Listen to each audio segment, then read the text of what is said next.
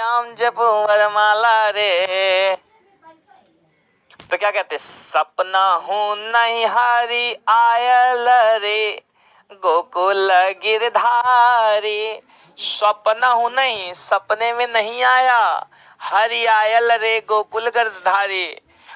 गोकुल के कृष्ण अब सपने में भी नहीं आ रहे हैं, ना तो अब सपने में भी दर्शन दे रहे हैं। भैया ये जो सोहर ओहर गाया जाता है वैसे इनके पद होते हैं, वैसे ही आप गा सकते हैं। आप सोचो हम ऐसे पढ़ते तो नहीं मजा आएगा उतना, बहुत मजा। अब आप एक एक लाइन सुनो भाई। क्या कि चानन भेल भीषम सर रे भूषण भेल भारी। ये जो मैं चंदन का लेप लगाई हूं प्रभु तुम्हारी याद पर, ये बिल्कुल विष के समान लग रहा है। भूषण भेल भारी, जो मैं शरीर में आभूषण पहने हुए भारी लग रहे हैं। कि सपने हूँ नहीं हरि आयल रे गोकुल गिरधारी।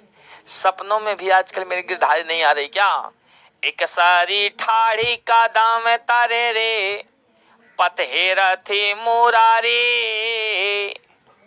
वह अकेले करे क्या, एक सारी ठाड़ी का मतलब खड़ी है, कदम कदम के वृक्ष के नीचे।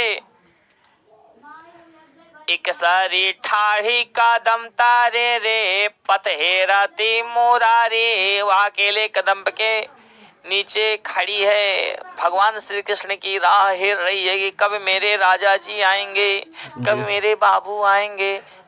मैं कहूंगी प्लीज कुछ पिला दो, थम्स अप वम्स अप। हरि बिनु देह दगद भेल रे झामर मेल सारी। कह रही है कि हरि बिनु, भगवान श्री कृष्ण के बिना देह मतलब शरीर दगद भेल रे। जो शरीर है ना ये दगद रहा है। ये शरीर जो है उनके विरह अग्नि पर, उनके राजा जी उनको छोड़कर चले गए हैं, उनकी विरह अग्नि पर ये पूरा शरीर हिल रहा है, चल रहा है। विरह ताप के कारण उनकी झामरे भेल सरिया। झामर मतलब मलिन हो गई है। कौन भैया, साड़ी। विरह के कारण उनकी जो साड़ी है वो गंदी हो गई है। क्या है भैया, गंदी हो गई है।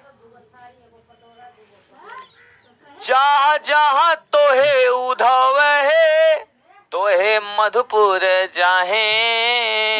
हे उधर तुम मधुपुर जाओ, हे उधर तुम यहाँ से भाग जाओ, शीघ्र ही यहाँ से चले जाओ। कि जहाँ जहाँ तोहे उधव है तोहे मधुपुर जाहे। कहन जाकर उद्धव कह दो श्री कृष्ण से क्या कि चंद्र बदानी नहीं जीव तेरे बध लागत काहे।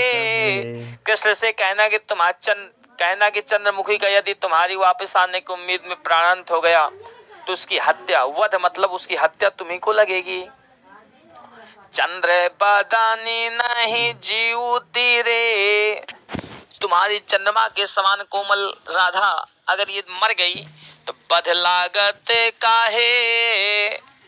इसका पाप लगेगा तुमको कृष्ण, पाप लगेगा। क्या लगेगा, पाप लगेगा कृष्ण, तुमको पाप लगेगा। कृष्ण से कह देना कि चंद्रमुखी का यदि तुम्हारी वापस आने की उम्मीद में प्राणांत हो गया उसकी हत्या का पाप किसे लगेगा। कि भानहि विद्यापति मन दय रे सुन गुणमती नारी। विद्यापति क्या कहते हैं, विद्यापति क्या कहते हैं, पहले ध्यान समझिए। विद्यापति कहते हैं हे गुणवती नारी तुम ध्यान दे के सुनो। कि भानहि विद्यापति मन दय रे सुन गुणमती नारी। हे गुणवती नारी तुम ध्यान, हे गुणमती नारी राधा तुम ध्यान देकर मेरी बात सुनो। आज आवत हरि गोकुल रे पत चलु झट झारी। आज गोकुल में कान्हा जी आ रहे हैं, दौड़ती हुई जल्दी चली जाओ। भैया ये गाना नहीं है, पर ध्यान सुने, ये गाना नहीं है, ये सोहर है, ये पद है, इसको ऐसे ही पढ़ा जाता है।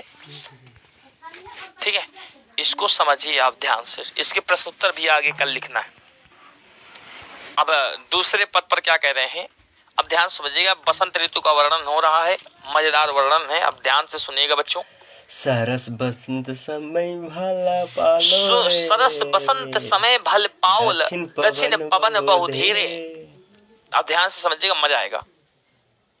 सरस बसंत समय भल पाउल, दक्षिण पवन बहु धीरे। सुंदर बसंत का समय आ गया है। सरस बसंत का मतलब सुंदर बसंत का समय आ गया है, और दक्षिण दिशा से यानी मंदार पर्वत से चलने वाली जो हवाएं हैं, दक्षिण दिशा से हवा बहुत धीरे धीरे बह रही हैं। मलय पर्वत से जो हवाएं चलती हैं बहुत धीरे धीरे बहती हैं, क्योंकि मलय पर्वत पे चंदन नामक वृक्ष लगा रहता है, और बसंत की ऋतु